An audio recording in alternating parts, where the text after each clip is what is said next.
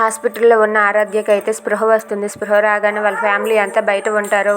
ఇక ఆరాధ్య అయితే తాతయ్య అంటూ పరిగెత్తుకుంటూ వాళ్ళ తాతయ్య దగ్గరకు వెళ్తుంది. ఇక అతనైతే ఇక చాలు, నువ్వు అక్కడే ఆగు, నువ్వు మా మనవరాలు ఆరాధ్యవు కాదు, అందుకే నేను పోలీసులు తీసుకువచ్చాను అని చెప్పి అంటాడు. అది వినగానే అక్కడ ఉన్న ఆరాధ్య అయితే ఒక్కసారికి షాక్ అయిపోతుంది.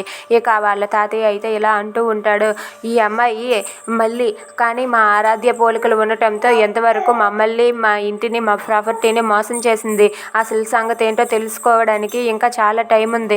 మీరు ముందుగా ఈ అమ్మాయిని తీసుకుని వెళ్ళండి కానిస్టేబుల్ అని చెప్పి అంటూ ఉంటుంది. అది వినగానే అక్కడ ఉన్న ఎస్ఐ అయితే కానిస్టేబుల్ వెళ్ళి లాక్కొని రండి అని చెప్పి అంటూ ఉంటుంది. ఇక ఆరాధ్యనైతే వాళ్ళైతే లాక్కొని వెళ్ళిపోతారు. ఇక ఆరాధ్య అయితే తాతయ్య ప్లీజ్ ఒకసారి నేను చెప్పేది వినండి తాతయ్య అని చెప్పి ఆరాధ్య అంటూ ఉంటుంది.